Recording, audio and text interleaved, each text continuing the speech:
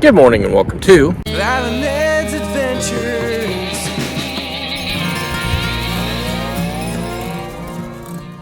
Where are we at today, babe? Well, we're on a little mini road trip this weekend. Right now, today, we are in Toledo, Ohio, and we're going to check out the National Museum of the Great Lakes.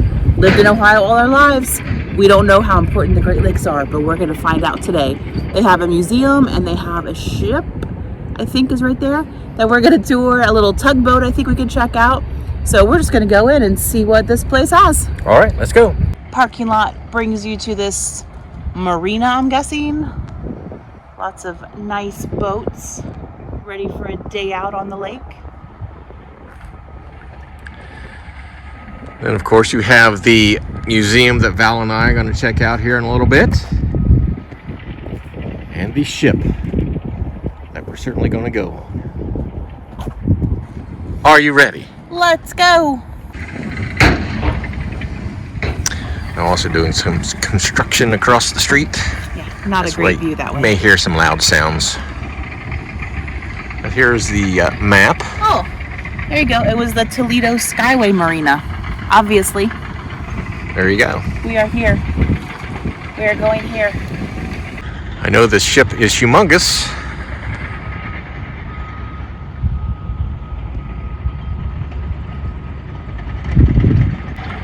Big, huge, I'm assuming they call it propeller.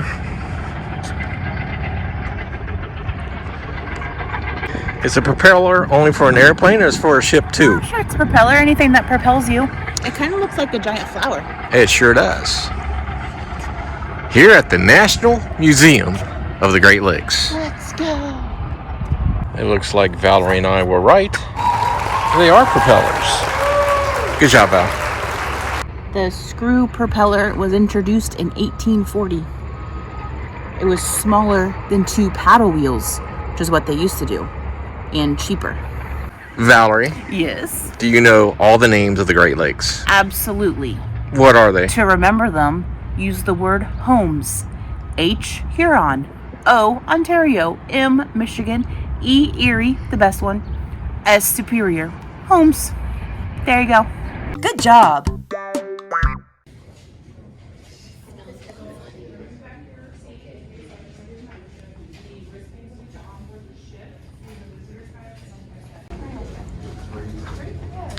Let's go in this museum and check it out.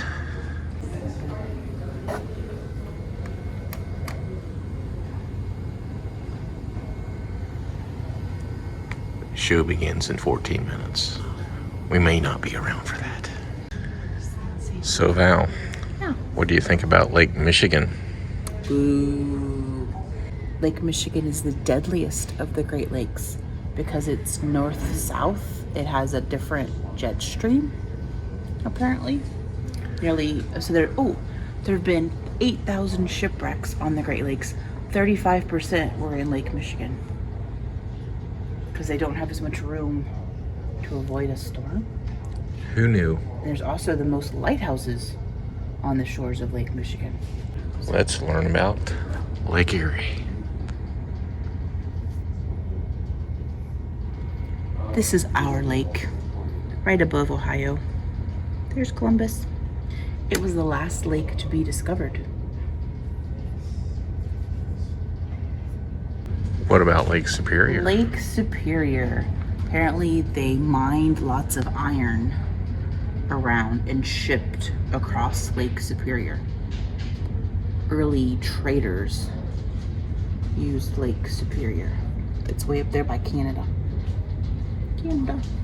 Now on to Lake Ontario. Lake Ontario is known as the Lower Lake. Part of it creates Niagara Falls. So here's Ontario, Niagara Falls, and here's Lake Erie. They're connected. It's way up there too by Canada. Cool. Now Lake Huron. Last but not least, it was actually the first to be discovered by the Europeans. It again is way up here, Canada. Here's Michigan. You can see the border going through US, Canada. It's the least developed area, the Lake Huron region. Maritime technology. Which boats carried which cargo?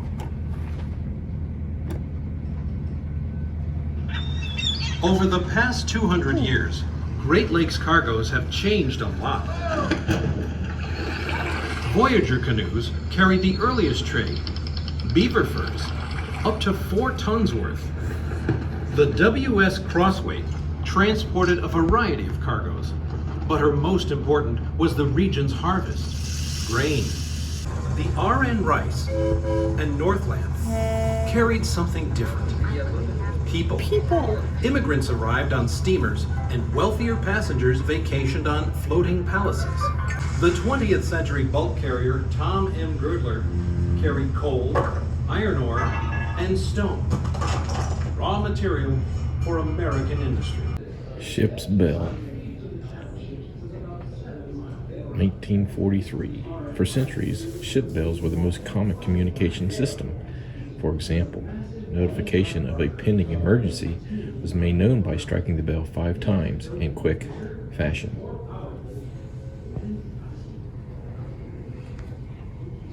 A little fun fact, in my younger days, I used to know a lot of Morse code. Now I don't know any Morse code. Okay, this is cool. So we have 4 life vests. One has cork in it. One has balsa wood. One has Capic, I don't know what that is. It says a soft material. And then one has plastic foam, very soft. So which one do you think is the best? So after 8 hours in the water, this is how buoyant the 4 are. Those 2 are sinking already. You don't want balsa wood or Capic. Ooh, Capic, you're drowning. After 24 hours, ooh, they're sinking even further. Cork and plastic foam are still above the water. This dude's in trouble. After 48 hours, the balsa wood, which I don't understand why that was ever used. Doesn't seem like wood would be a good idea. I don't know what this is, Capic. So don't have a life vest made out of balsa wood or Capic. You want cork or plastic foam. It does say most of the ones today are made out of plastic foam, so you're good. There are 326 lighthouses dotting the Great Lakes coastline. That's 1 lighthouse for every 33 miles, more than anywhere else in the world. This shows them the lighthouses, the little orange things.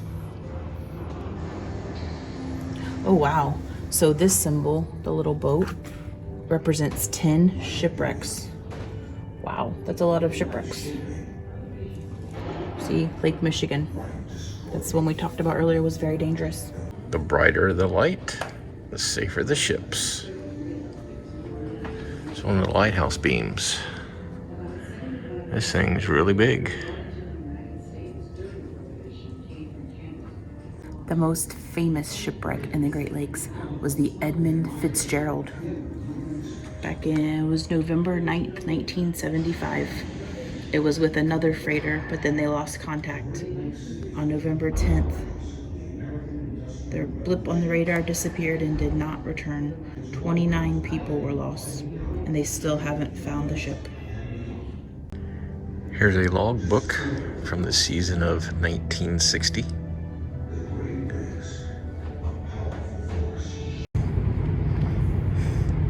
Where are we going, Captain? I don't know, but anchors away. All aboard. That is a scary trip indeed.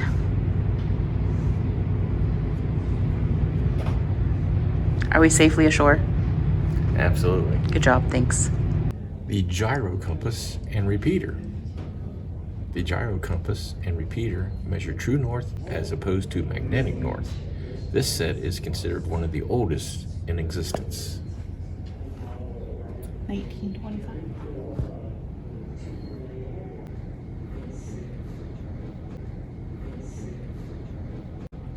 I struggle with Google Maps. No way I could use this. So we just got done with the museum part. They do have a gift shop in there. Valerie did not buy anything this time, but now it's time to get on the ship. Walking down this little concrete pathway they have here. This is the front of the ship, and this is the tugboat. Or at least that's what Valerie said. Yeah. It's like Tugboat, Ohio, I think it's called.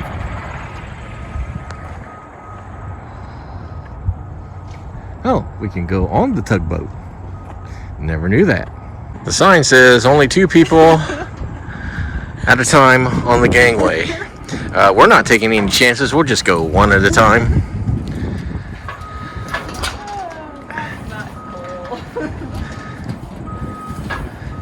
That thing's really sturdy. No problem. So they have arrows here on the tugboat. Tell you which way to go. A view of the water. Seagull. Seagull. Bridge.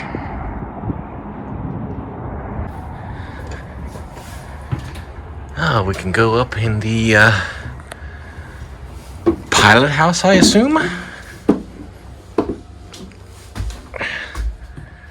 Where the pilot of the tugboat did all his work. Pretty cool.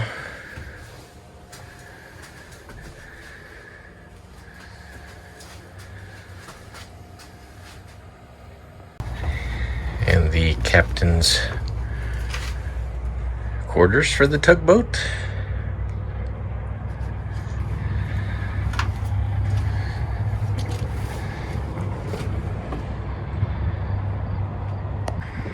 Any cool facts before we get on the ship? Absolutely. This is the SS Colonel James in Schoonmaker, I'm not sure. She was launched in 1911. And at that time, she was the longest ship on the lakes. 617 feet. And she was 64 feet wide, which was very unusual.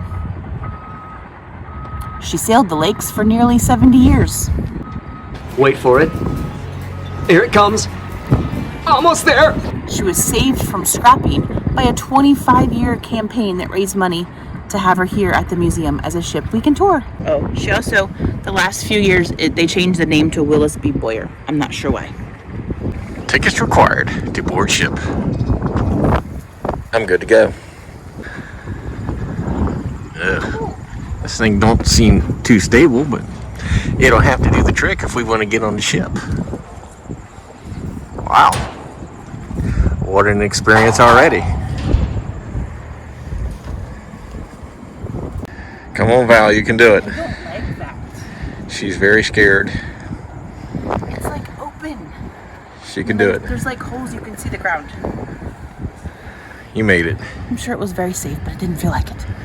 Welcome aboard the Colonel James M. Schoonmaker. This ship is huge, as expected. You got little arrows down here to tell you which way to go.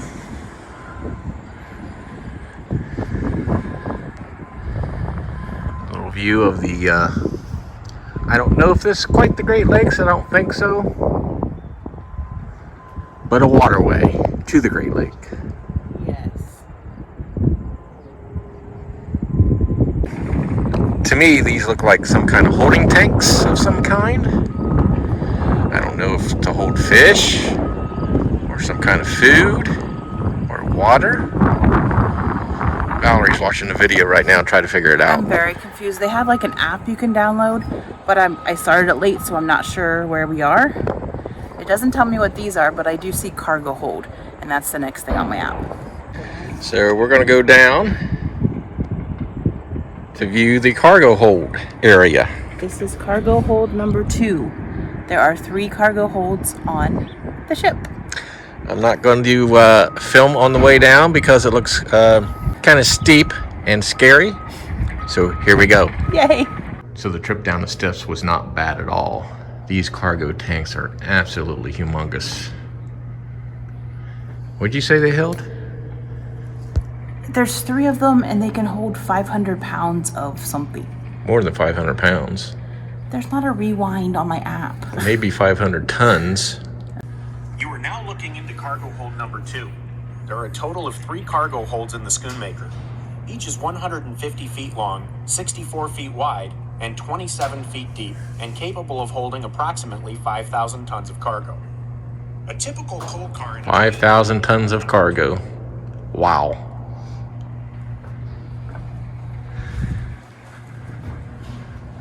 Huge. Echo! I like that echo.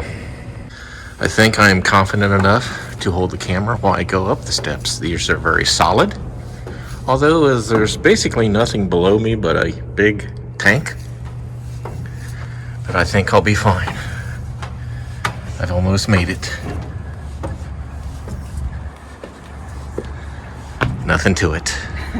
So this is the crane, the big white thing, and it travels on this white rail up and down the ship, and it opens the hatches. See that open hatch cover? There's 18 of those. So the crane opens the hatch covers to give them access to that part during loading and unloading. There you go. Give Val a big thumbs up for that explanation. Now Val and I are at the aft part of the ship, which is the rear. Let's see what we see. Those look like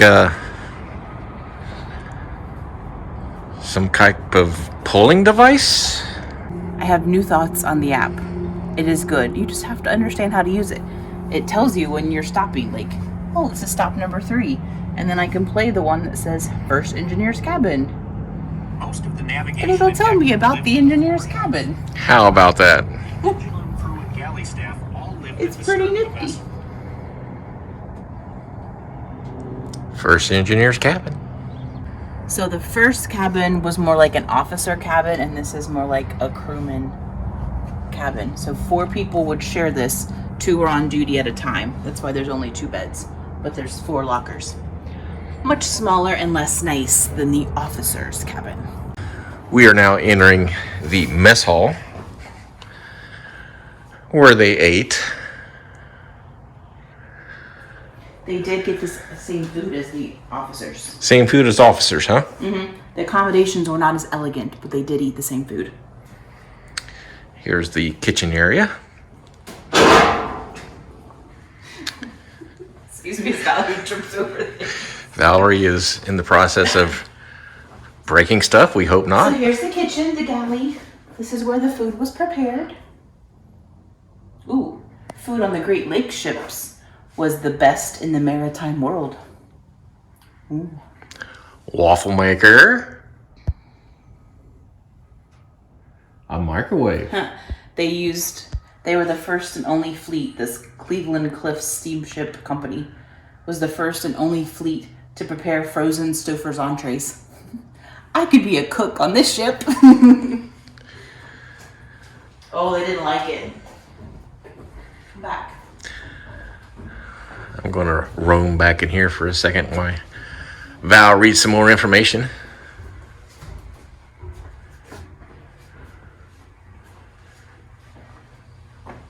This must be a special dining area. The officer's dining. Oh, this is the officer's dining area. Much better than the crewman. Yes, it's fancy. I like it. They have actual like wood. And nice round windows to look out, see the view. Let's do that.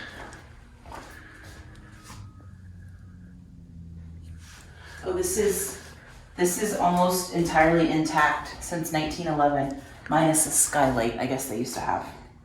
So it's exactly how it was. It's fumed oak, which refers to the method of staining. The dining table is original.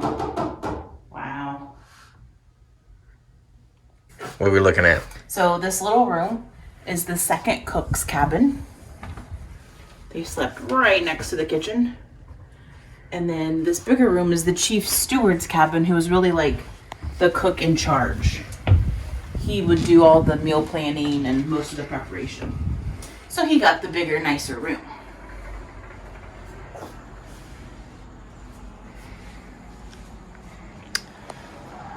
There's also a little step out area here onto the deck. Follow the arrows to the very back part of the ship. Doing a little construction over there.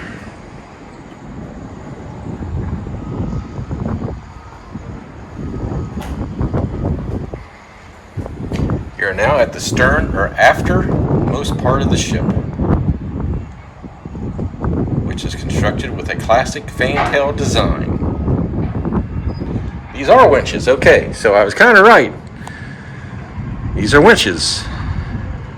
What I saw at the beginning of the aft tour. There's 6 of them. 6 of them. Let's go down to the engine room, shall we? I'm going to put the camera away. That looks very steep. Wow, it is so cool down here. We made it down the steps nice and safely. Let's see what they are.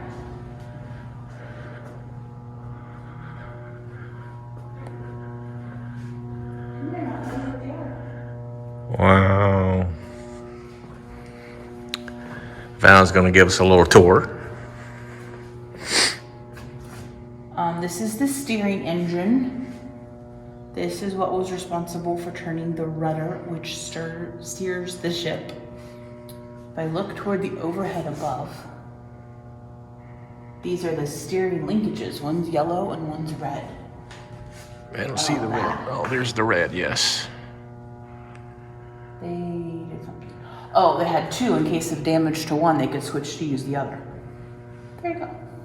These are the water purification tanks and diesel electric generators.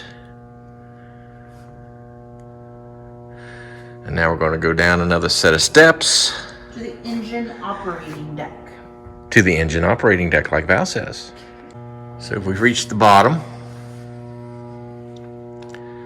it's very quiet in here.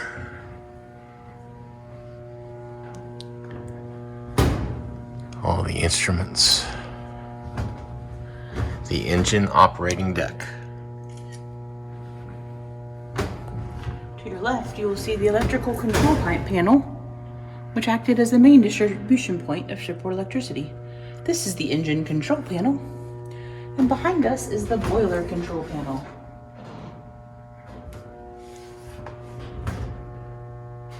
The ship is a 4,500 horsepower power plant. Back up the steps we go. The equipment you are now seeing before you consists of 2 steam-driven electrical generators.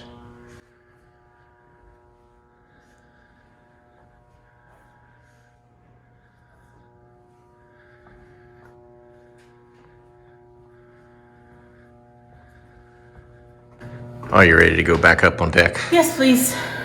Okay, Ed made fun of me going up and down the stairs, but here he is. He won't get close to the edge of the water. He leans to the other side because he feels like it's pulling him in. I feel like it's pulling me in. It's not. It's like I can't even look at it.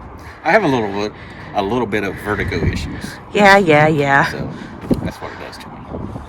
We wanted to get these bridges on camera because they're pretty cool.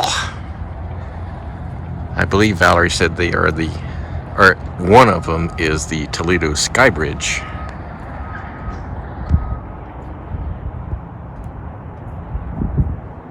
Okay, correction. It's called the Veterans Skyway Bridge. Going to the front part of the ship. Check it out. Let's see what this is. The Passengers Hall.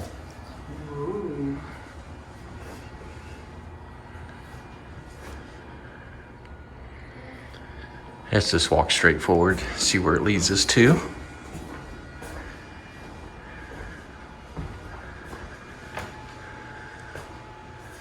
Nice.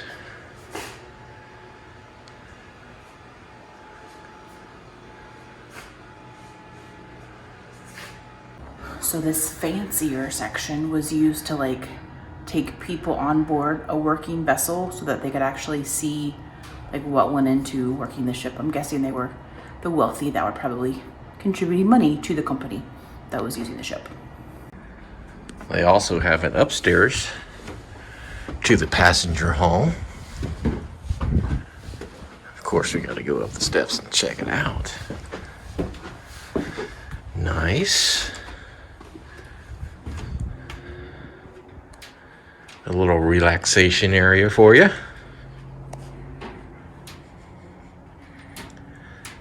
course, they could walk out on the deck and check it out if they wanted to.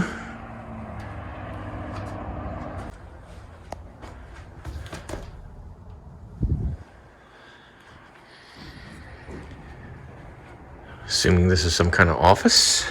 It's the captain's lounge. Captain's Lounge. Nice. And the captain's quarters.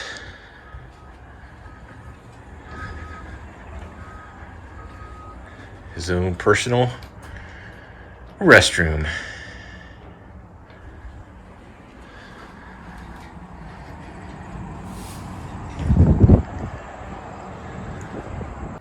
Here's an original portrait of Colonel James Schoonmaker or Maker, who the ship was named after. So from the captain's quarters, you can just step out on the deck and continue your tour with the little arrows. And we're going to go up another set of steps here, it looks like. First, let's check out the front of the ship.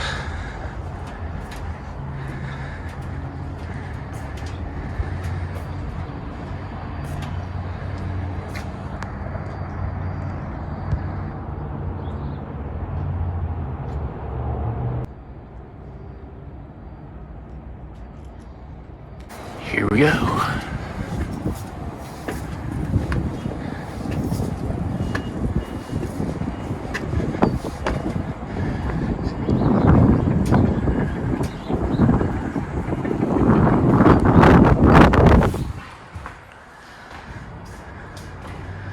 Here we have the observation room on the Texas deck.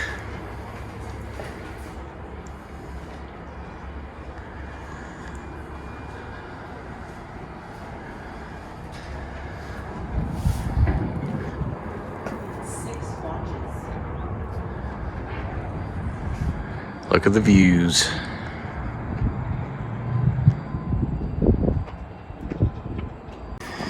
And yet another set of steps.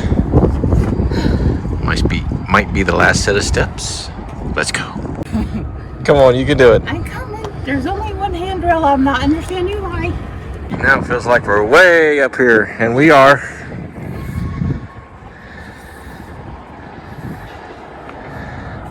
Very narrow up here, but here is where the captain did all his work,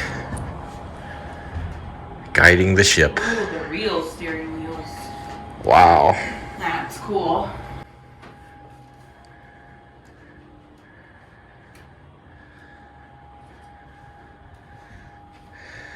The pilot house was manned by a navigator officer and wheelsman, as well as the captain at any given time.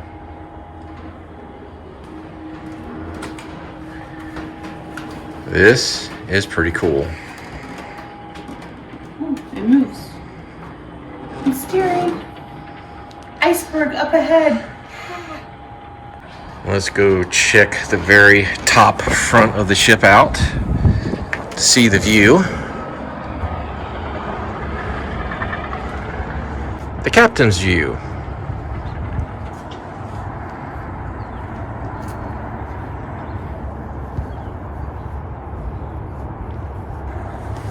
What do you think, Val?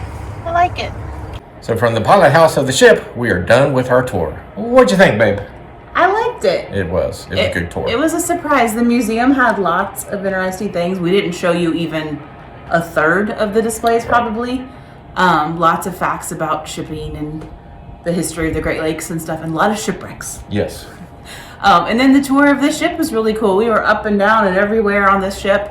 Really interesting. The app was helpful, kind of gave you some details, but there were also signs throughout so you knew what you're looking at. But yeah, I think it was a pretty good find, and it's cheap. It was $17 each, and that included the museum and the ship. So I think it's worth it. Yes, it is. If you're in Toledo, check it out. And as always, thanks for watching our videos, and we'll see you on the next adventure. Bye.